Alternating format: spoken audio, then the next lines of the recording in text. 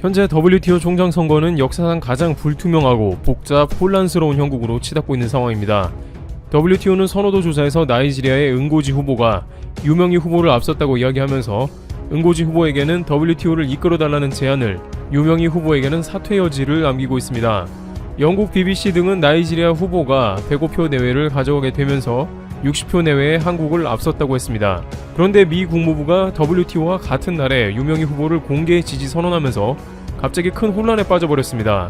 한국 입장에서는 WTO에서 가장 큰 영향력을 과시하는 미국이 한국 편을 들고 나오니 고맙긴 합니다만, 이미 유럽을 중심으로 아프리카 등 다수의 국가들이 자연스레 나이지리아 후보가 총장으로 될 것으로 생각하고 있다가 이런 상황을 맞게 되었기 때문에 좀 더 빨리 한국을 대대적으로 밀어주었으면 하는 아쉬움도 듭니다. 유럽이나 아프리카가 사전에 나이지리아에 몰표를 던지기 이전에 미국이 나서줬다면 어땠을까 하는 것이죠. 또한 상황이 이렇게 되다 보니 일각에서는 한국 후보가 포기하고 나가야 한다는 의견을 제시하는 상황입니다. 일본의 매일신문 등 일부 언론의 관련 기자들은 WTO 선거에서 사실상 한국이 낙선하게 되었다고 전하면서, 다만 미국이 지지한 상황이 나왔는데 이럴 때 미국만 의지하지 말고 한국은 알아서 포기하고 나가라는 말을 전합니다. 일본 정부는 WTO 선거에서 공식적으로 누구를 지지하지 않겠다고 했지만 나이지리아를 지지한다는 건 누구나 알고 있는 것입니다. 일본은 수출규제 소송 시 WTO 총장이 한국인이면 불리하다는 논리를 내세웠습니다.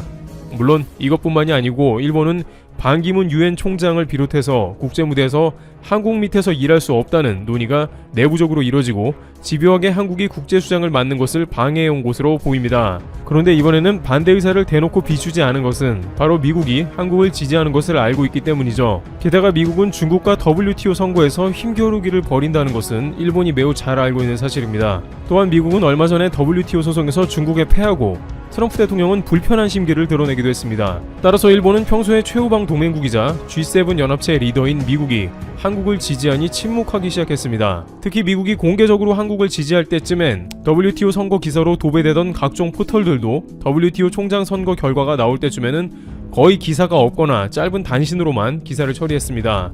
이미 내부적으로 한국 아닌 나이지리아를 지원하는 일본은 미국의 눈치를 살피며 상황을 지켜봤겠죠.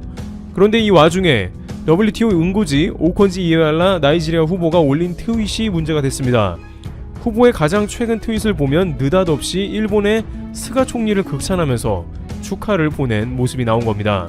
응고지 후보는 스가 총리의 트윗에 직접 메시지를 보내며 2050년까지 탄소 배출 제로를 지키기로 했다며 스가는 진정한 리더십을 갖췄다고 극찬한 것입니다. WTO 총장 선거와는 상관이 없는 이야기입니다만 갑자기 일본을 언급하면서 스가 총리를 칭찬했다는 것이 한국에서는 매우 껄끄러운 의문을 갖게 하고 있습니다. 네티즌들은 데자뷰되는 장면이 있다고 말합니다. 과거 일본의 코로나 사태에 일본은 크루즈를 자국에 포함하지 말라고 WHO에 강력하게 주장한 바 있습니다. 일본항에 정박한 크루즈는 일본이 아니고 크루즈로 구분해달라며 말도 안 되는 억지 주장을 한 것이죠.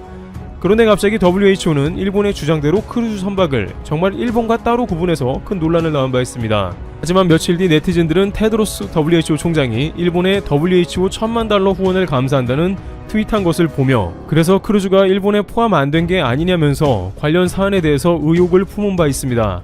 그런데 이번에 응고지 후보도 일본 총리의 진정한 리더십이라고 축하와 감사하는 트윗을 보낸 것은 일본이 자신을 지지해줘서 그런 게 아니냐는 것입니다. 게다가 WHO도 중국의 큰 자금의 지원을 받고 나서 코로나 사태를 제대로 알리지 않았고 이것이 전세계 팬데믹으로 연결되었다는 문매를 맞은 바 있습니다. 그런데 이번에도 중국의 가장 큰 지지를 받고 있는 나이지리아가 똑같이 전세계 수장이 된다는 그림입니다. 미국은 이미 WHO 총장이 중국의 영향력이 컸기 때문에 미국은 가장 큰 피해를 본 나라라고 주장해온 바 있습니다. 트럼프 대통령은 WHO 테드로스 총장을 심한 말로 여러 차례 비난하며 중국 영향력을 논한 바 있습니다. 그런데 이번에도 중국이 지원한 국제기구의 총장이 당선된다면 미국으로서는 견디기 어렵다는 것입니다. 그런데 이렇게 WTO 총장이 당선되는데 아이러니하게도 일본이 적지 않은 영향력을 발휘했다는 것입니다. 일각에서는 일본이 한국에 대한 WTO 낙선 운동을 생각보다 규모 있게 진행했다는 추측을 하고 있습니다. 그러지 않고서야 응고지 후보의 일본 총리 리더십 칭찬은 뭔가 이상하지 않냐는 의문을 품을 만한 것이죠. 만약 일본이 정말 한국 낙선 운동을 대대적으로 했다면 한국도 이에 대해서 분통을 터뜨릴 일이지만 미국도 일본이 미국 대신에 중국을 지원한 꼴이기 때문에 일본 당국에 대해서 적지 않은 배신감을 느낄 것입니다. 분명 중국을 대항하는 차원에서 미국이 한국을 지지할 것을 알고 있음에도 불구하고 일본은 단순하게 한국이 세계적 리더십을 가져간다는 것이 꺼려져서 낙선운동을 했다는 것이 용납이 안 되는 것이겠죠. 또한 미국과 인도태평양 전략 등 중국을 대항한 군사조직 쿼드도 조성하면서도 실제로는 반중이 아닌 행동을 한다는 겁니다. 안 그래도 유럽과 중국이 동시에 아프리카를 미는데 일본까지 가세하니 미국이 곤란한 상황이 되어버린 것입니다. 그리고 나서 이제 WTO에서 한국이 막상 낙선에 가까운 상황이 펼쳐지니까 짐짓 안 그런 척 하면서 각종 언론은 상황이 이렇게 되었으니 그냥 한국은 WTO 총장을 포기하고 나가는 게 낫다는 식입니다. 그러나 분명 한국이 낙선한 데에는 일본의 책임도 상당히 들어갔다는 것이 외교 소식통들의 의견이며 심지어 일본 내부에서조차 이와 관련해서 외교적인 패착이라는 의견이 제기되고 있습니다. 굳이 낙선운동을 하겠다는 언론몰이를 하지 말고 처음부터 침묵하면서 일본의 의도를 드러내지 않는 것이 선행되었어야 하는데 섣불리 한국에 대항해서 그런 의도를 비춘 것이 역으로 미국 사이에서 괴롭게 되었다는 것입니다. 또한 유럽도 다소 탐탁치 않은 이유로 나이지리아를 지지한 것으로 보입니다. 유럽은 중국이 아프리카에서 1대1로 등 아프리카와 전통적 유대관계를 강화하자는 의미에서 아프리카 후보를 지지한 것으로 보입니다. 그러나 아프리카 후보는 중국도 지지한다는 것이 모순이며 세계 10대 무역국인 동시에 30년 무역 전문가 경력과 같은 한국의 전문성을 가진 인물을 선출해야지 결국에는 자기들의 밥그릇을 지키려고 벌인 정치적인 일이 되고 세계 각국의 치열한 패권 싸움이 되고 말았다는 의견이 나오고 있습니다. 독일 메르켈 총리는 유명희 후보를 적임자라고 말하며 한국을 지지하지 않을 이유가 없는 것처럼 했습니다. 그러나 독일을 비롯한 유럽 주요국들은 한국을 지지하기는커녕 한국을 찬성하는 국가들을 압박해서 유럽 전체의 의견을 통일해 아프리카를 지지하기로 하며 유럽연합체가 권력화된 모습을 보이고 있습니다. 그들은 미국이 하나의 큰 권력으로 부담을 준다고 하나 자신들도 미국과 같은 행동을 한다는 모순이 있습니다. 반대로 여기에 한미 진영에서 힘을 실어줄 수 있는 세력은 중국과 일본이지만 이들 이웃 국가들은 한국을 처음부터 지지할 생각이 없었을 뿐만 아니라 일본은 대대적인 낙선운동까지 벌인 것으로 파악됩니다. 일각에서는 미중 관계가 파탄으로 치닫고 트럼프 대통령이 유럽에서 군대를 철수한다는 압박으로 역대 최악으로 미국과 유럽의 관계가 틀어져 이 가운데 한국까지 피해를 봤다는 이야기도 나옵니다. 그러나 바이든이 대통령에 당선된다고 해서 한국에 딱히 도움되지는 않을 것이라는 의견도 나옵니다. 이런 상황에 바이든은 한국을 지지하기보다는 거국적인 차원에서 WTO 각국 의견을 수용하고 트럼프 대통령이 벌여놓은 각종 국제기구에서 미국의 이상한 행동을 모두 정리할 가능성이 높다는 것이죠. 바이든은 중국과의 관계에서도 트럼프 대통령보다 훨씬 부드러운 접근을 할 것으로도 파악됩니다. 그러다 보면 일본도 트럼프 대통령 때보다는 훨씬 편하게 한미 사이에서 다양한 방해가 가능할 것입니다. 이와 같이 한국이 최근 국제사회에서 수장이 되려고 할 때 정작 가까운 이웃나라들 때문에 고생하는 국면이 나옵니다. 그것도 결정적인 순간에 재를 뿌리는 듯한 장면이 계속 나와서 많은 이들이 분통을 터뜨리고 있습니다. 다행히 한국은 이번 선거에서 국제적인 위상을 높였고 많은 나라들은 한국을 지지하고 있다는 것을 알았습니다. 이들은 유럽연합체가 아닌 자신들이 순수하게 한국을 응원했으며 앞으로 여러 가능성을 보여주고 있습니다. 주변국의 방해와 시샘이 계속되지만 한국은 조만간 또 다른 기회를 맞으며 국격을 높일 것으로 관측됩니다. 트래블튜브 여기서 마치겠습니다. 감사합니다. 최근 한국의 도둑들이 일본 땅에서 훔쳐온 물건 때문에 한국과 일본 양국이 모두 발칵 뒤집히고 있습니다. 2012년 10월 한국인들로 구성된 도둑단은 한국에서 가장 가까운 일본의 땅인 대마도로 건너갔습니다. 그러고는 일본 대마도의 관음사에서 높이 50.5cm, 무게 38.6kg의 관세음보살 저상을 훔쳐 이를 한국으로 반입하였는데요.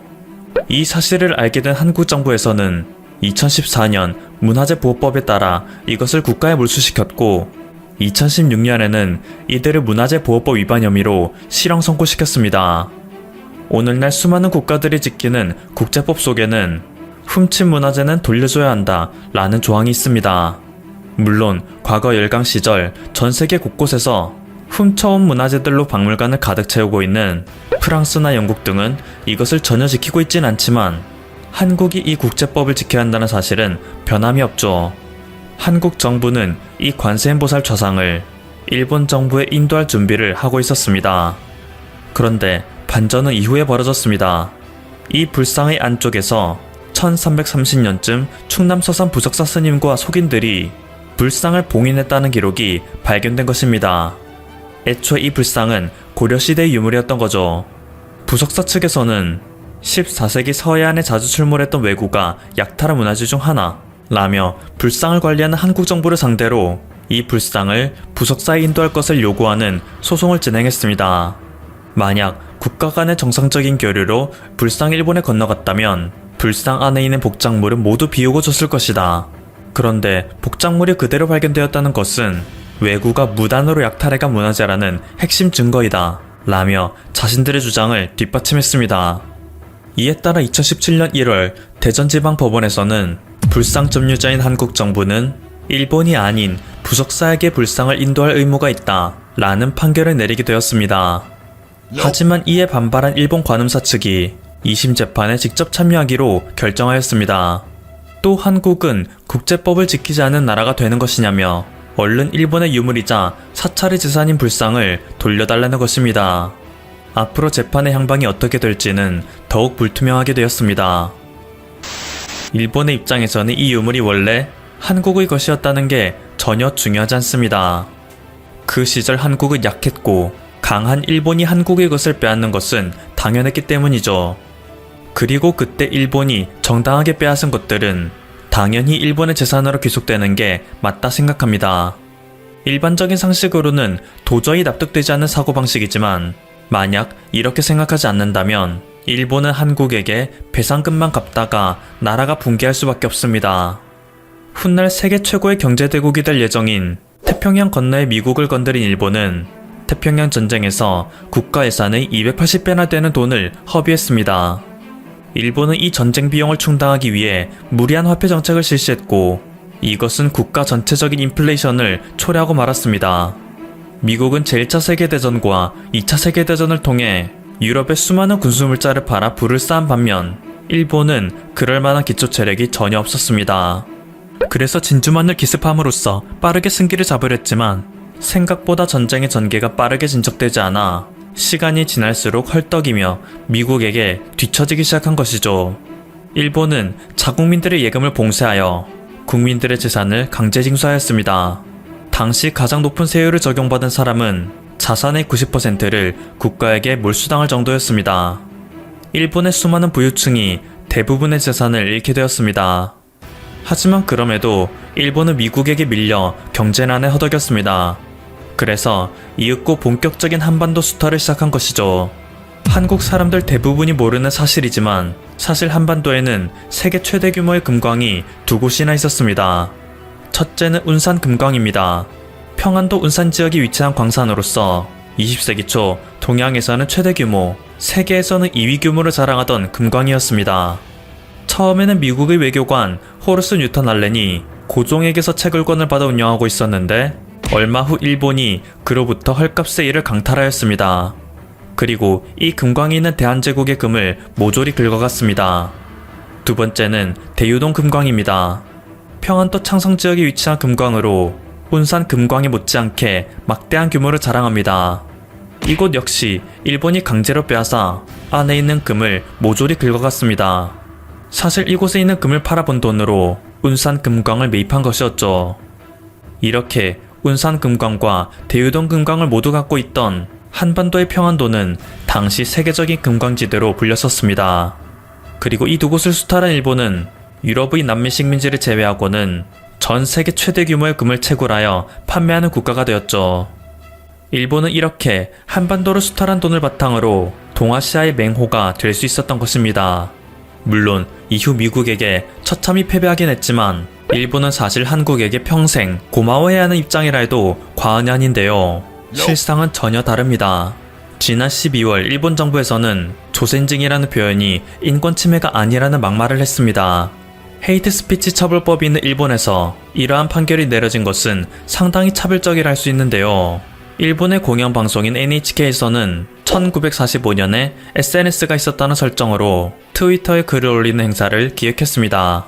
그런데 이때 NHK의 담당자는 트위터에 조센징 놈들이라는 비하 표현을 대거 사용하여 이를 본 한국인들의 맹비난을 받게 되었고 제1교포들은 일본 정부를 향해 헤이트 스피치 처벌법에 따라 NHK를 처벌하라고 요구하였습니다.